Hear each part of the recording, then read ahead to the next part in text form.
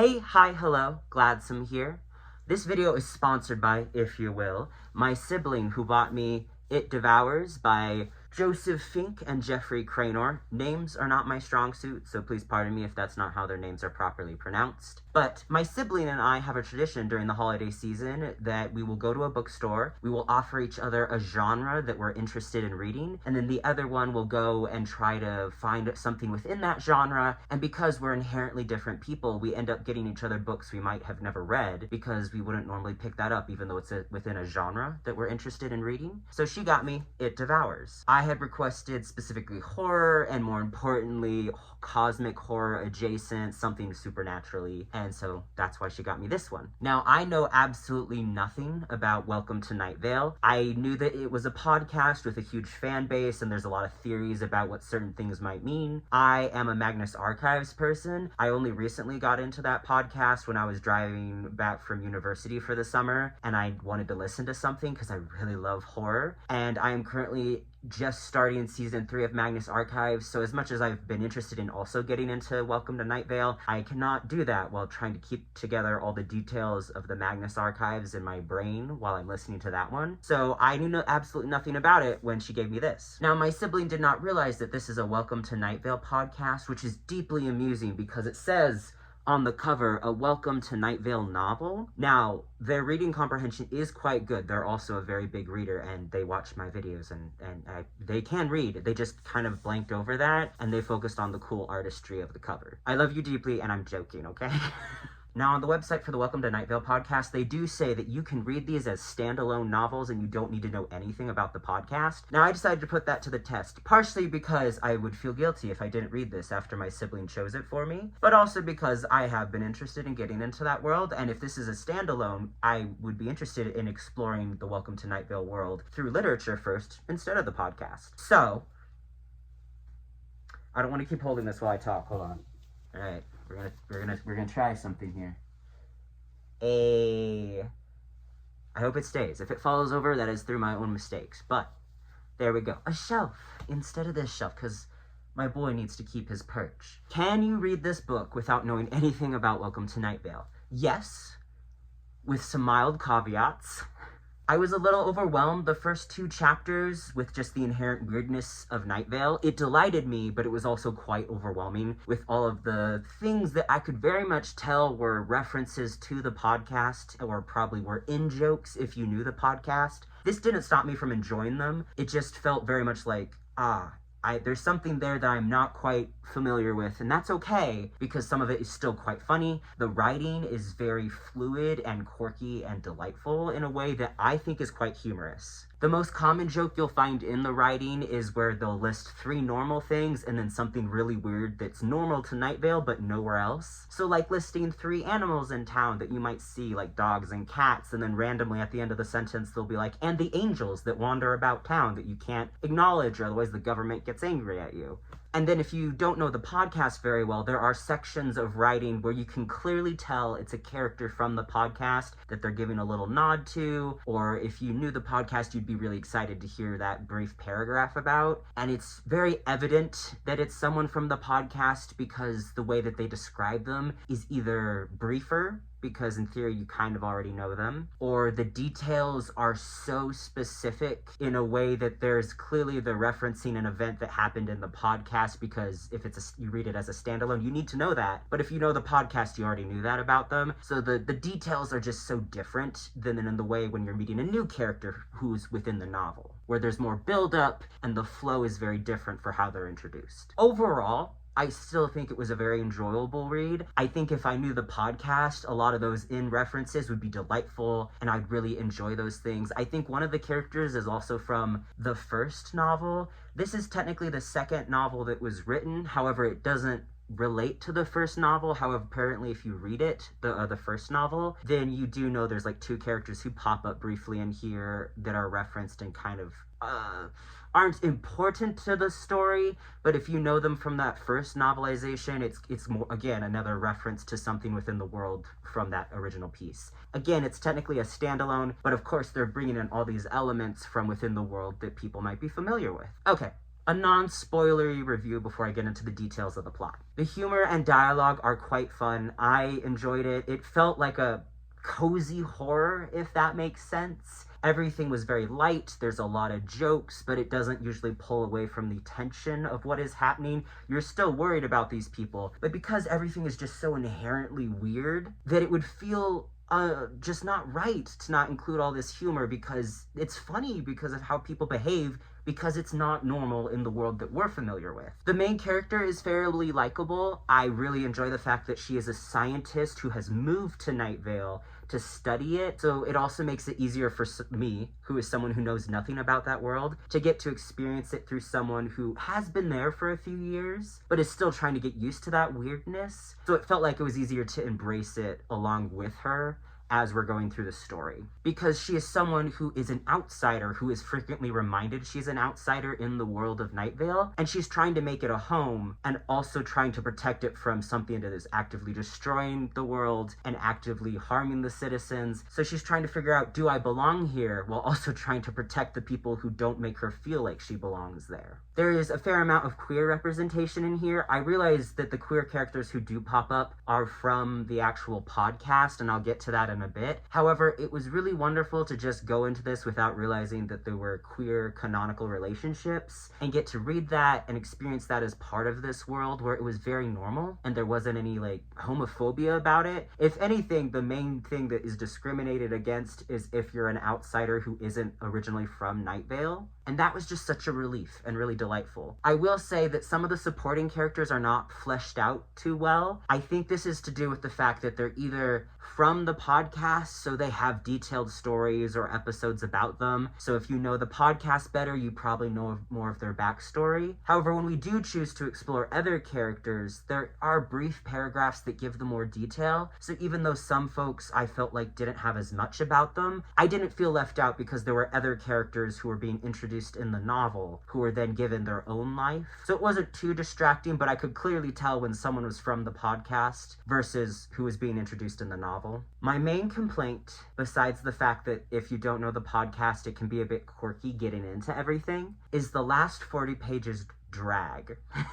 And it's because there's this big plot that you've been leading to that gets wrapped up, and then all of a sudden there's 40 pages left. And you're like, okay, something has to be happening in the next 40 pages because I thought we were handling, like everything was done. The big bad is gone. We're fine. No. That's the unfortunate problem with novelizations, is you can look at it and go, we're not done. There's something left here. I found aspects of that last 40 pages to drag because I had already figured out what the thing was that was left over, and the characters just took some extra time to get there that I didn't. And that could just be a me thing. Maybe other people read this and weren't prepared for that. Great. Happy for you. But I found those last 40 pages dragged a bit. I liked the character stuff that happened within them. I thought that was quite beautiful. But overall, I think the pace, it just messed up the pacing of what they've been building to. It'd been ramping up and going so fast, and then all of a sudden it stopped. I also found aspects of how the main relationship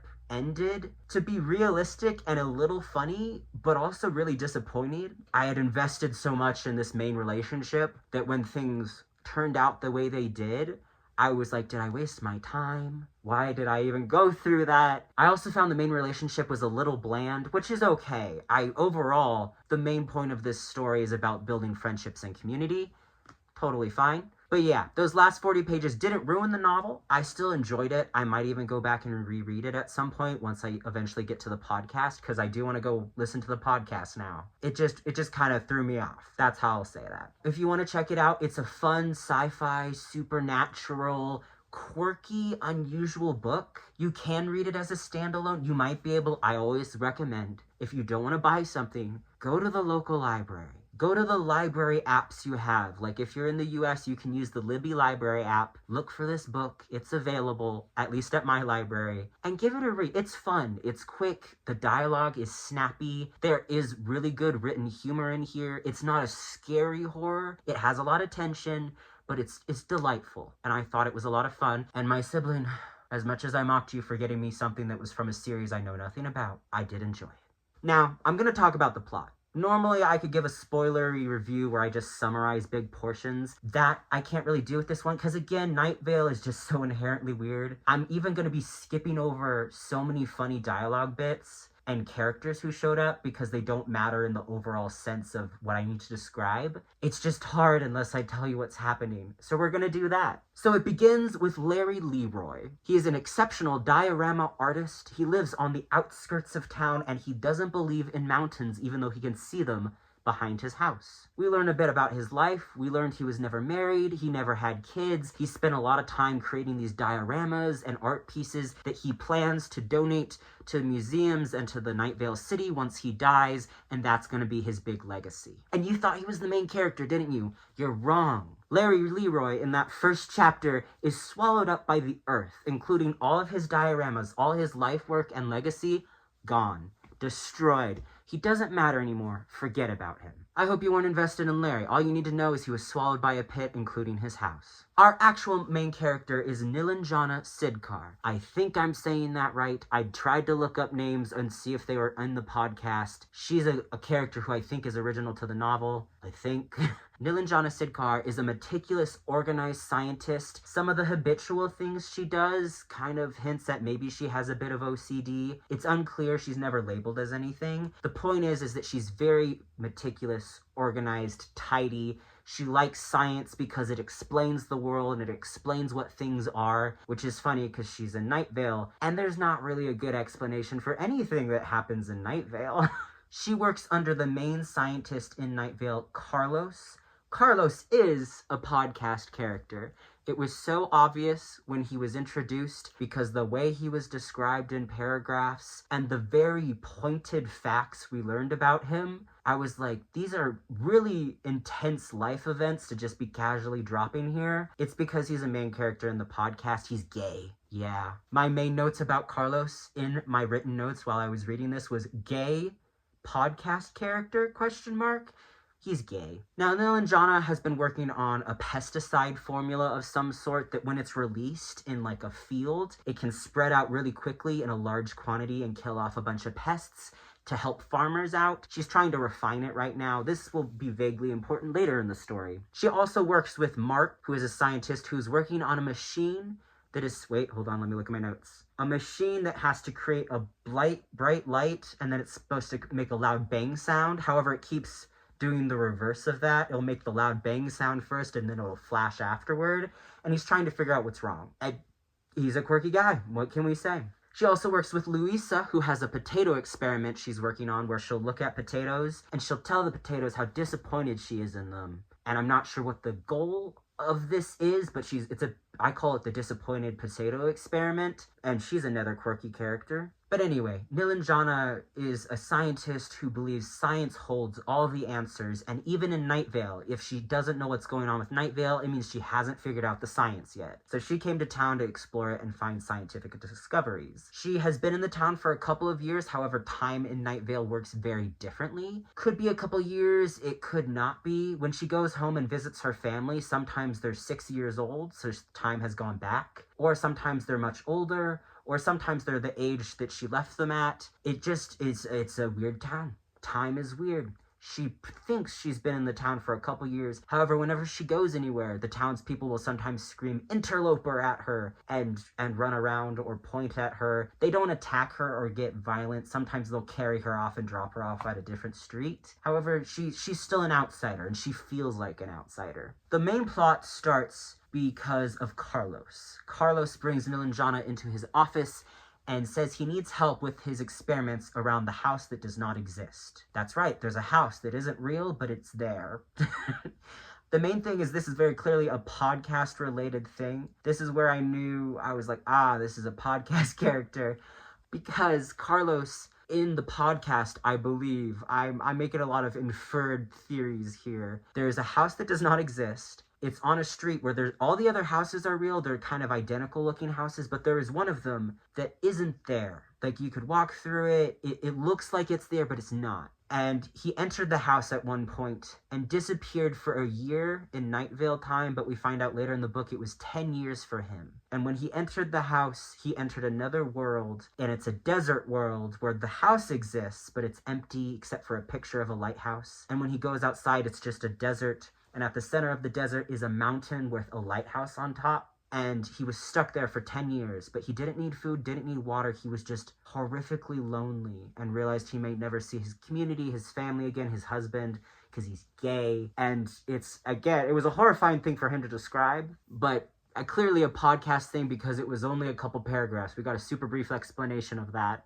Again, Night Vale time doesn't work quite the same, but clearly in this other world, time works very differently because it's increased. Carlos didn't age, but the time he experienced was extended. Once he was able to get out, it's not exactly explained, he just said one day he was able to get out, go through a door, got home. So he spent the rest of his time as a scientist trying to figure out and study what is the nature of this house, how did this happen, because he's trying to protect his loved ones. He is married to Cecil, I forgot his last name, but Cecil is the vocal radio show host for the Welcome to Night Vale podcast. He's the primary character, and he and Carlos have this apparently little love story.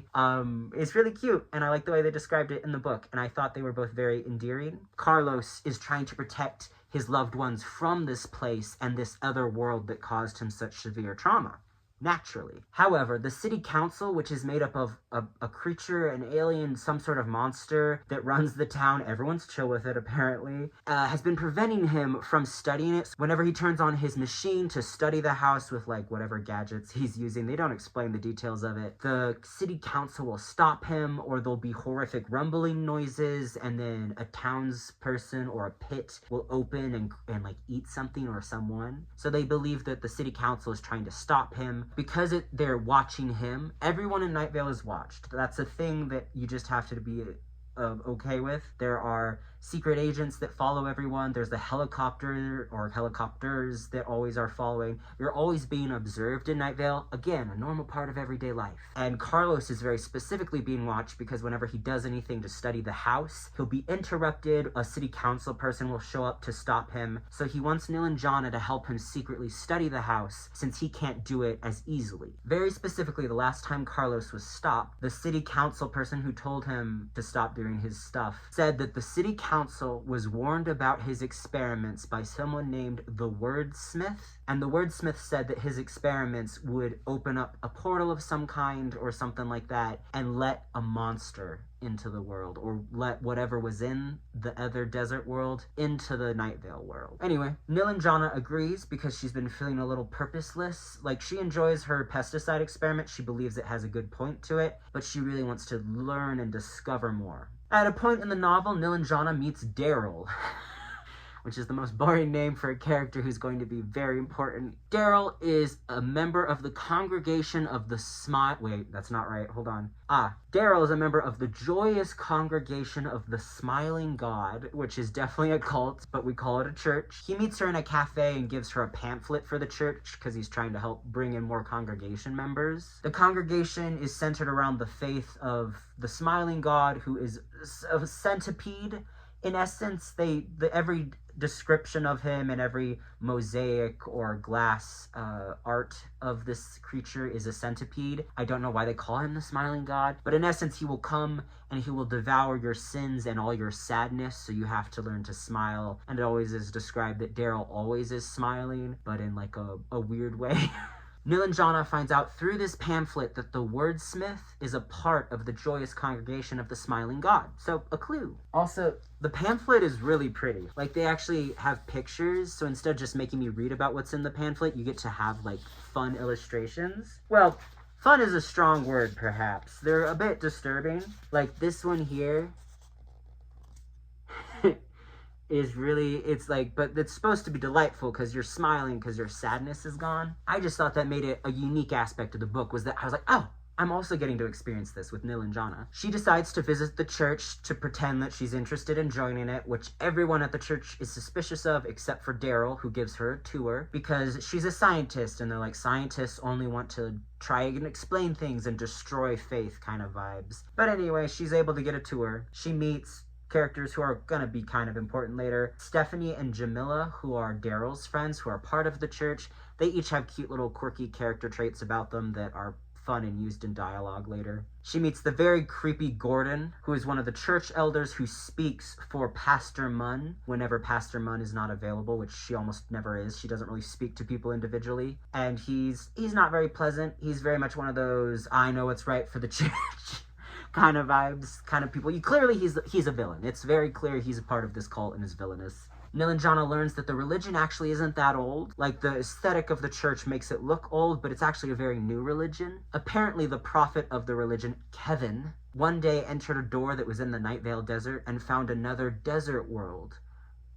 Oh, another desert world, like the one Carlos went to, that he referred to as heaven, where he met the smiling god. Vague and ominous, I know. When he returned, he began spiritual lectures on the radio and eventually wrote the text that they use at the joyous congregation of the smiling god. And that's their whole prophet, Bible basis, whatnot. And then one day he disappeared. Everyone believes that he eventually went back to the other desert world and joined the smiling god. After their tour, Daryl asks in a super quirky, awkward way if Nilanjana would go on a date with him. She thinks he's awkward, she suspects him of things, but she's struggling in this community because she doesn't feel like she's a part of anything. So she says yes and goes on a date with him.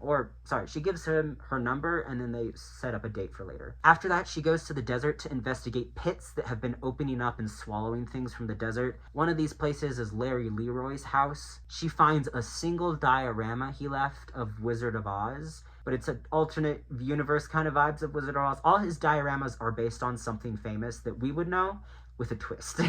So this one is of her riding, was it a dragon? She was doing something. Something's weird. Again, all his dioramas are funny and weird.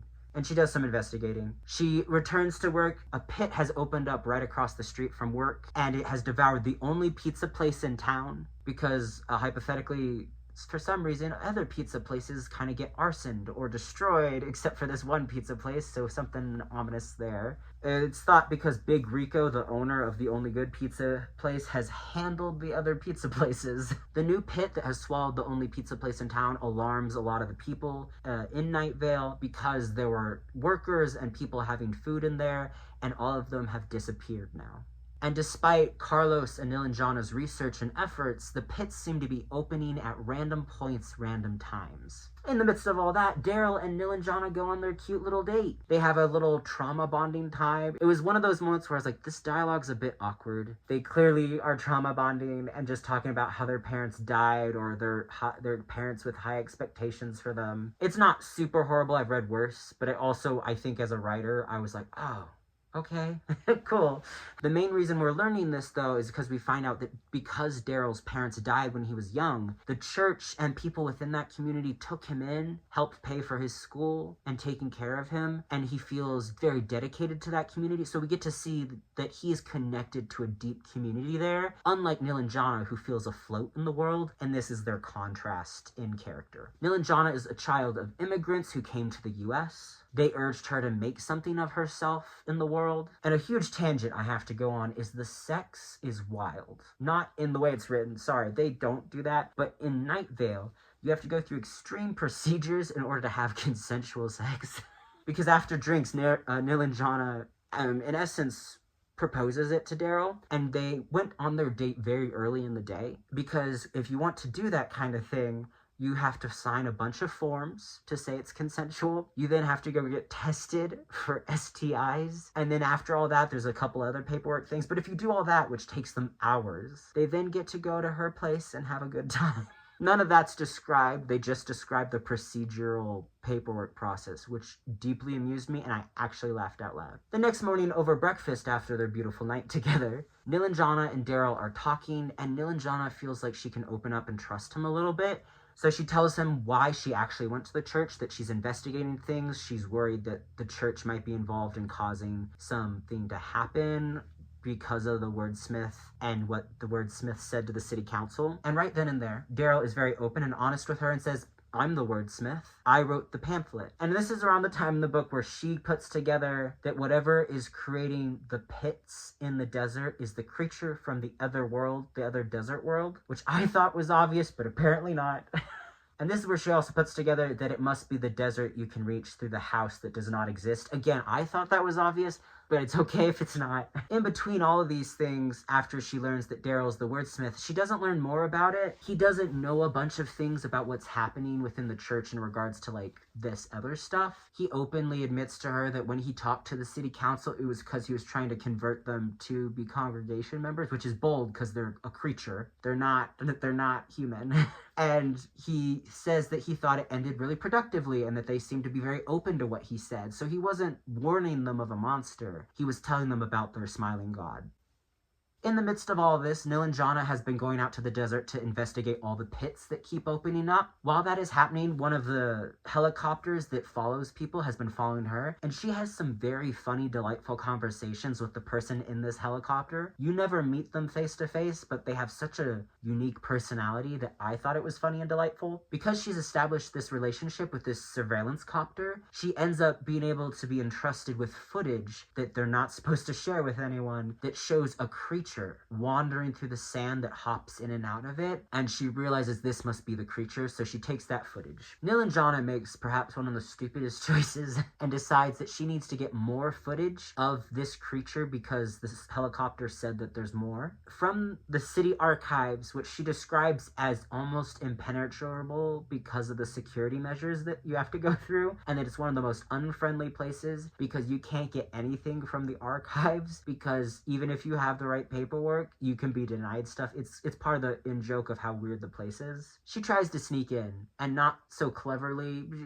She is a scientist, but not always brilliant, and she gets caught. Naturally, she's arrested. The secret police put her in what did they call it? They hold her overnight in like a well, and they release her with a strong warning not to investigate the house that does not exist anymore. There's a quick chapter where Daryl is talking to, oh yeah, we have chapters from his perspective on occasion. Not very often, but in this one, he's talking to his friends Stephanie and Jamila, and he asks them very secretly for their help for something. He decides he wants to help Nilanjana investigate the church, not because he believes they're doing something bad, but because he wants to prove to her that they aren't doing anything bad, because he believes very strongly in the community he has there because they helped him through so much, which is how cults get you. Point is he decides he wants to do some investigating of his own. After Nilanjana is released from jail, Carlos comes to pick her up, gives her some consolating? He consoles her. What's the word for? I don't remember. He gives her some he gives her some ice cream as a consolation prize for her efforts, even though he didn't tell her to break into anything. She just did.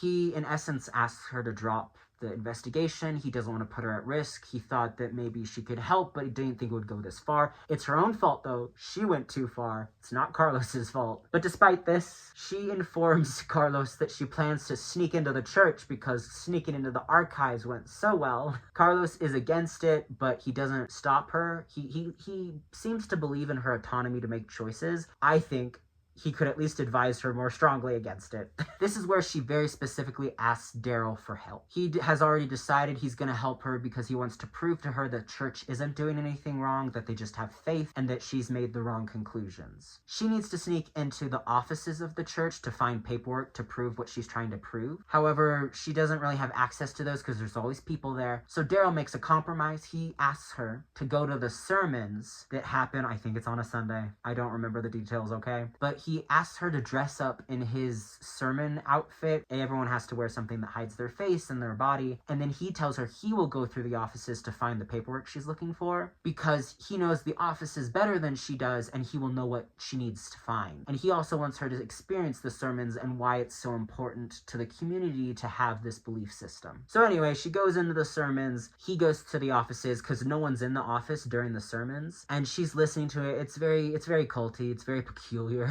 It's very literal. They'll talk about the smiling God coming to out of the world to devour your sins. It's ominous. And there's people who give testimonials to talk about how much the church has done for them. In a not so shocking turn of events to me, Pastor Munn, who it's the first time we see her, who's the leader of the church, is giving the sermon and then asks Daryl, Nilanjana in disguise, to come up and give his own testimonial of why the church means so much to him. And it's clear that Pastor Munn can tell something's off, you know? So to try and save herself from the discovery, Nilanjana, vomits on herself, and everyone's shook, and she then runs out to go to the bathroom, and a bunch of people try to follow her to like help Daryl out. She runs into the offices, locks the door, tells Daryl, they switch outfits. He hands her a bunch of papers that are just talking about the invocation, something ominous there. She manages to escape. He puts on the robes. He's gonna have to pretend he threw up on himself. Anyway, she gets out, goes through a window. She is partly down the street when she is stopped by the security guards who handle the church. They're security guards, by the way. They stop her. They say she stole something. She did. I mean, but it's funny to me because I was so frustrated at this part of the book because I was like, she just snuck into the archives, got caught, didn't learn anything, snuck into the church, got caught. It's just the same formula, just a little different. They bring her to Pastor Munn and Gordon, the guy who speaks for Pastor Munn when she's too busy, and Daryl, who are all in the same room. And this is the big reveal part. We find out about the creature that's been making the pits. I'm not gonna lie, this part of the dialogue was so funny to me, I snorted and hurt myself.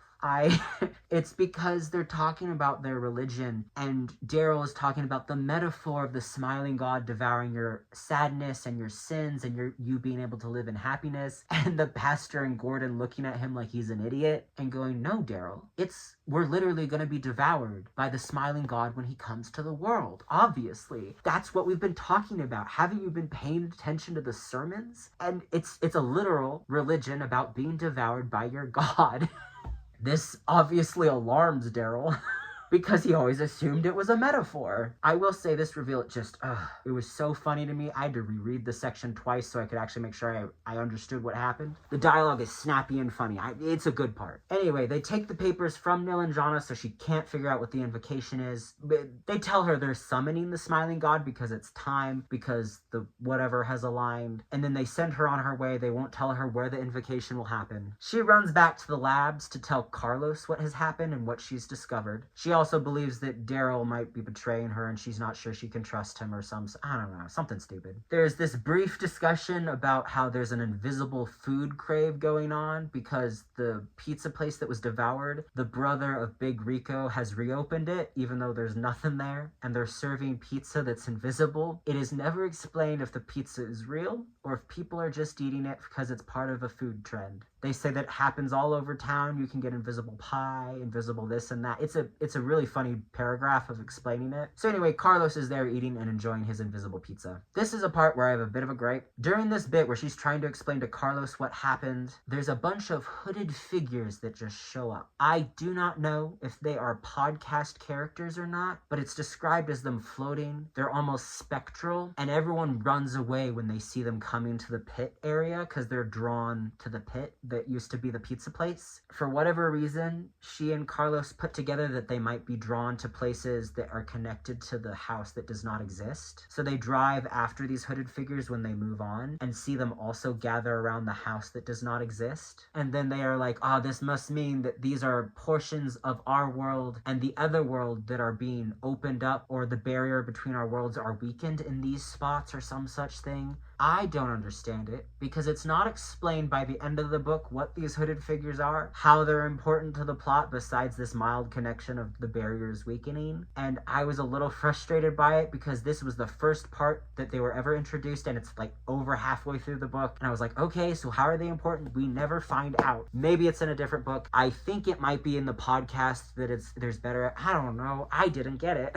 But anyway, moving on. Daryl is lectured by Pastor Munn about his faith and if he's losing connection with the church because he was helping a scientist person. But he assures her his faith is strong. His friends Stephanie and Jamila are in this lecture meeting with him to vow that he is and that he is fine. He was trying to prove to the scientists that what their faith is deeper than science, blah, blah, blah. Anyway, she reveals the invocation to them because she thinks they're ready. The invocation was written by the prophet Kevin, and it's about summoning the smiling God, so they're going to be at the invocation. Nilanjana finds out while watching the news one night. That is a very funny scene that I cannot describe to you because it'll take too long. It's just not relevant to the plot. But she finds out on the news that the gym at the high school has been devoured and turned into a pit. Carlos's husband's niece, so Carlos's step-niece, was at that high school because she's on the basketball team, and so she rushes over there because she knows Carlos will be there to check on him. The niece is fine, but there are certain basketball team members who got pulled into the pit.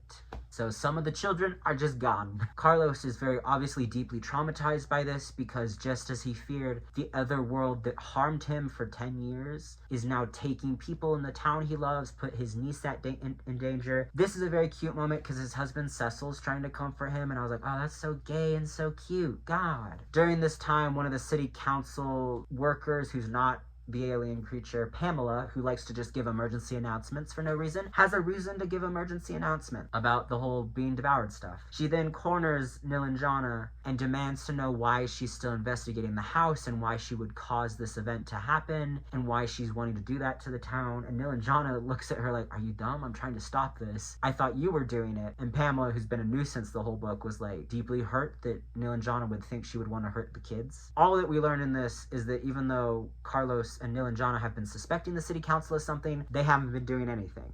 It's not on them. They've just been trying to stop the monster from coming through, and they assumed that Carlos was doing that. Side note here, I think Carlos has a touch of the tism, just a small touch, because he doesn't like being touched most of the time, except for at certain times, but he can't determine when it's okay, and that he just has very specific needs when it comes to physical contact and the way he's interacted with. I don't know, kind of felt that was relatable. For no reason. Nilanjana heads back to the lab because she needs to investigate. Something's wrong, something's not adding up, and on her way back, a white van is following her. This is the white van from the church, because sometimes it'll follow her in the same way the secret agents will do that, just normally. But instead of just letting it follow her, she turns right around and she chases that van into a parking lot and through a mall. And she finds out when she corners it that it's Daryl, Jamila, and Stephanie who have come to her because during that meeting where the Pastor Munn was trusting them with the invocation process, they found the book, their holy Bible in essence, that she had been hiding because she finally showed them where it was placed. Or Daryl figured it out through process of elimination. So they stole it and they're bringing it to Nilanjana and her scientist work friends because they're trying to figure out how to stop the invocation. Because for them, the whole religious process is a metaphor of faith and of being kind to each other and working in community. They don't want to be devoured. They don't want their community to be devoured. So they bring her the book. Back at the lab, Nilanjana, Daryl, Stephanie, Jamila also bring in Mark and Louisa. Is that right? Yeah, that's right. Okay, I'm on track. So anyway, this crew, so Nilanjana and Daryl, who are the primary characters, and their two sidekick friends, all come together to try to figure out this book. She informs Carlos that they're going to try and stop the invocation, and for whatever reason, Carlos says she has that. He's going to try to keep researching the house that does not exist in case the invocation doesn't work because he has to stop it. I don't know why he wouldn't just help her, and if it doesn't work, then keep investigating, but that's fine.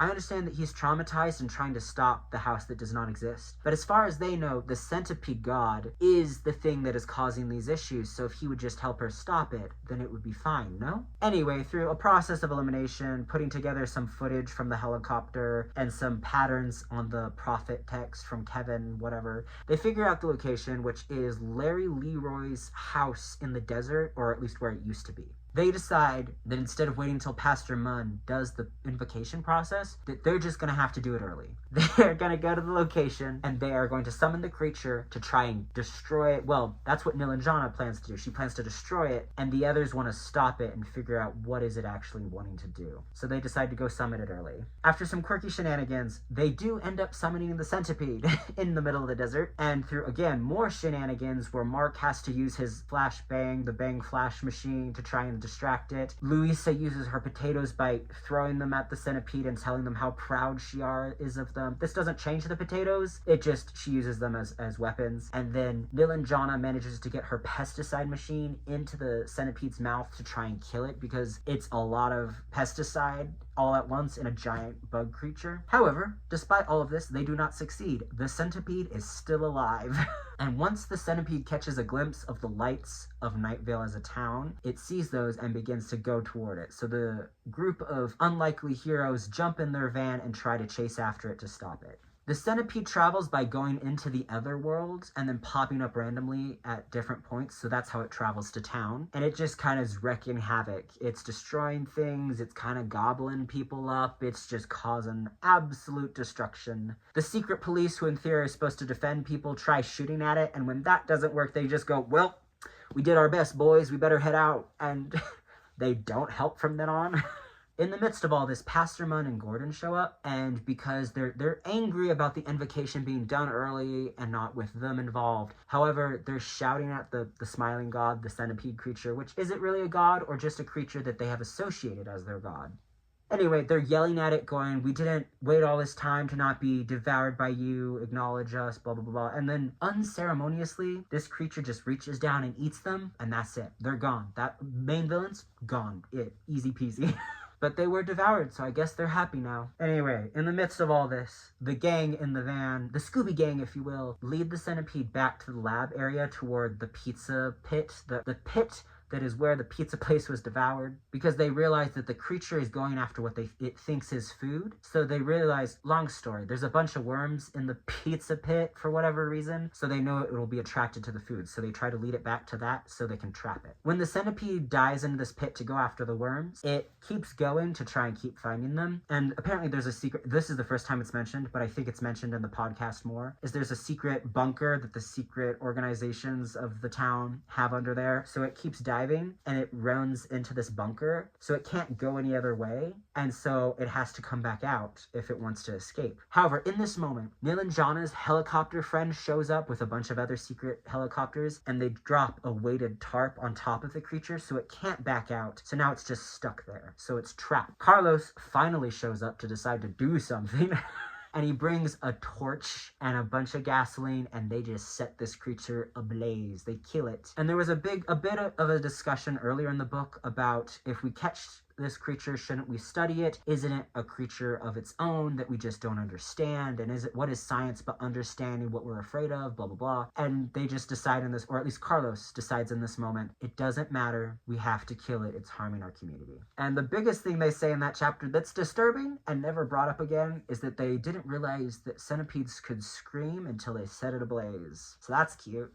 Now, in theory, the big bad thing is dead. The book should be over. However, there are 40 pages left, and this is where the book, like I said, begins to drag. Carlos has decided to go on and continue experimenting with his machine to try and investigate the house that does not exist. And as he's doing it, another pit opens up in town. Now, this is the part of the book where I had made an original theory earlier in the book before we got to the centipede, where I thought it was obvious, but Nilanjana is trying to sit there and go, "Oh God, how did this pit open up? What's the correlation?" And I was like, is it not obvious? It was not to her, or Carlos, or anyone really. However, before we can get to that reveal, Larry Leroy, my boy who I told you wasn't the lead and I told you to forget about, I lied. Larry Leroy returns and he explains in a very long section of the book, hold on, I gotta look at my notes. He was not devoured. Not by a centipede. He was just swallowed up by the ground, and he ended up showing up in the house that does not exist in the other desert world. And he was trapped there for 9 months by himself. He ended up wandering up that mountain that he doesn't believe in because mountains don't exist, to see the lighthouse, and he started making a little life for himself. And then all of a sudden, other people from Night Vale started showing up as they were devoured by the ground. And the more it happened, the more people who showed up, the more he started seeing random oak doors show up in the desert area. And he would see that centipede creature go through them. And he realized that there must be a breakdown happening between their worlds, so they should be able to get home. So at some point, they all go back into the house that does not exist in the midst of the whole centipede fiasco that was happening earlier, and they're able to get out and return to Night Vale. And what he's been describing to Nilanjana is that when they were all devoured, they all heard a very similar, scary rumbling noise. And as he's saying this to her, he hears it. And I don't know, Carlos has just turned on his scientific machine to study the house that does not exist. So Larry Leroy hears it turn on and dashes out of the room. This is the part of the book where the pacing absolutely drives me crazy. Because it does this thing that's very common in film and TV that I can't stand as much in literary fiction, where they start bouncing between two different scenes to try and build tension. So Nilanjana realizes that the reason the pits are opening up is that as Carlos is trying to investigate through his own machine, it is actively destroying the barriers between the other desert world and Night Vale. And he's unfortunately the reason that people have been getting devoured. However, because Carlos is in such a state of distress, even though they've killed the centipede, so in theory he'd hopefully be a little better, he won't hear her out. Because it's really hard to hear that you're not only wrong about your own theories, but that you're the one who's causing the problem. So he kind of slams the door in her face and locks it and won't hear her out. Then we jump over to a side character who I haven't mentioned, who I'm not going to describe to you because it's not not super important, who's at the movie theater about to enjoy some movies when a pit starts opening up in the movie theater at the front and in essence blocks the exits because it's now devoured all the pathways and is slowly creeping toward the people in the audience. And so as Nilanjana is trying to rationalize and argue with Carlos through the door, this pit is opening up in the movie theater and it keeps bouncing back and forth because that side character is trying to help people escape because they can fly. They've never tried to do it with people before, but they're doing their best. And as this is all happening, they're describing how people are actively falling into the pit. Carlos is not hearing her out, blah, blah, blah. She's trying to explain to him what she learned from Larry Leroy. I don't know why she just didn't go to Carlos when Larry Leroy first showed up, because they know he disappeared. Carlos would have probably wanted to hear that, but whatever. And at this point, I was just tired of it bouncing back and forth. I just wanted it to wrap up. I was like, this is a 40 extra pages. I already know what's happening. I just need you to get to the emotional climax and just tell me what happened. Eventually, Larry Leroy returns from running away. He's able to get Carlos's attention and tells him, I also went to the other world. I was there. I got out. And this kind of moment dawns on Carlos. He realizes what he's done. He realizes there's a way out. And he breaks down crying, which is so fair. Like, I think this moment would have had more impact if I wasn't frustrated by the pacing. Because, hold on. Because there's this beautiful line that they have when Carlos starts crying, where they said when Carlos is crying, to him it felt like illness, but it was only existence. To be able to just emotionally break down and process what has happened to you and what you've been trying to stop. And it was beautiful. It felt like illness, but it was only existence of processing everything. But yeah, whatever.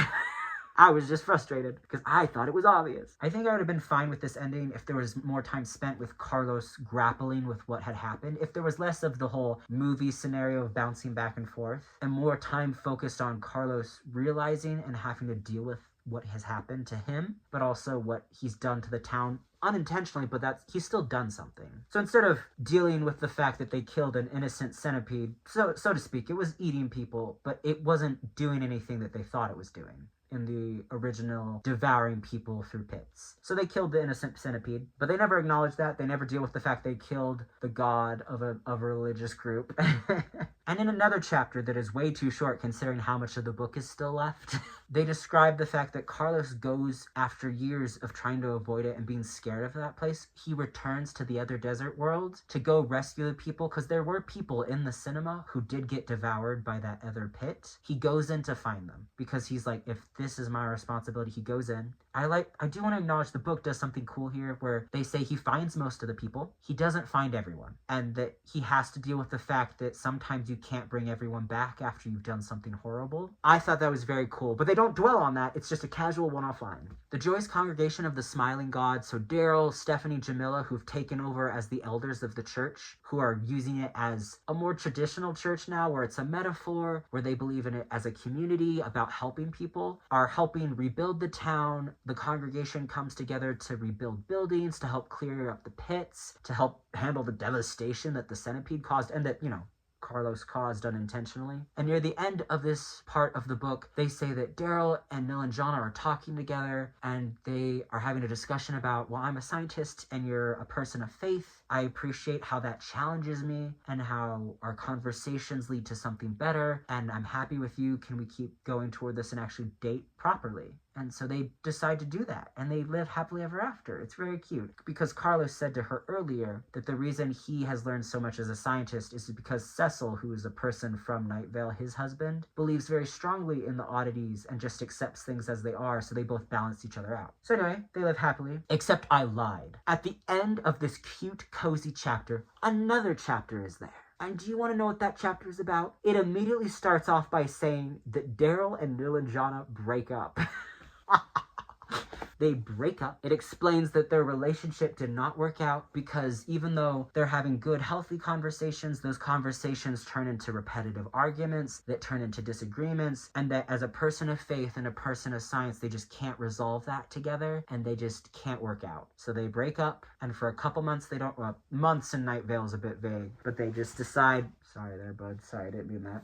They decide that it's not going to work out. They don't talk to each other for a while. And then this chapter hard cuts to when they're able to talk to each other again as friends. And so they're discussing things about, hey, it's been a while, how are you, blah, the normal stuff. And in this part, Daryl brings up the fact he's dating Stephanie, his friend from the church, who they hinted at that he kind of liked a bit earlier in the book. But it just feels like, what do you mean? Sorry. Oh my God, I'm so sorry.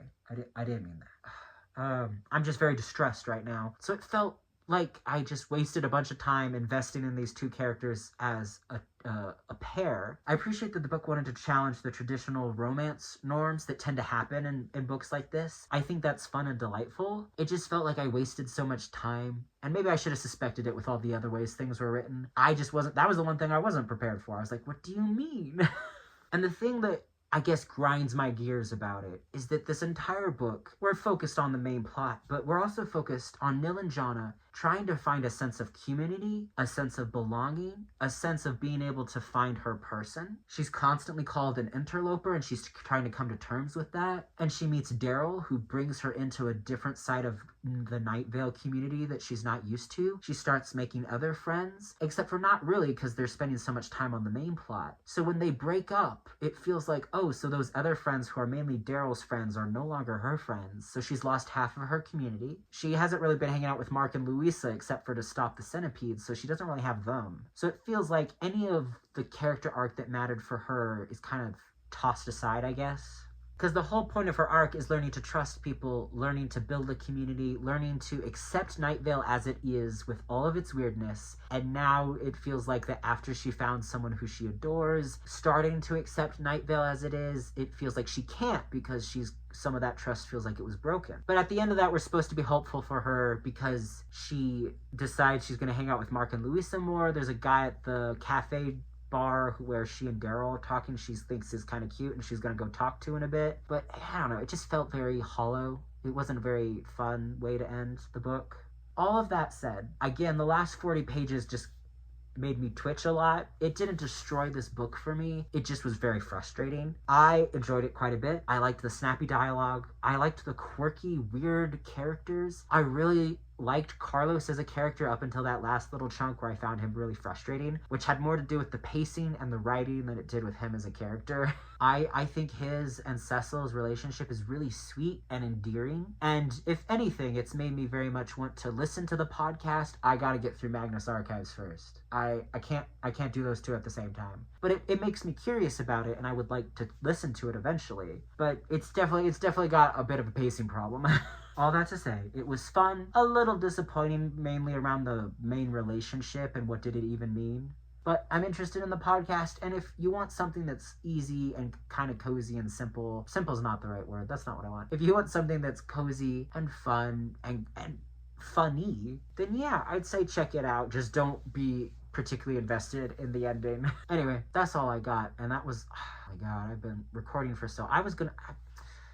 I swore to myself this would be short. I was like, this is gonna be like maybe 15-20 minutes, and that just didn't turn out the way I had planned it. Anyway, bye.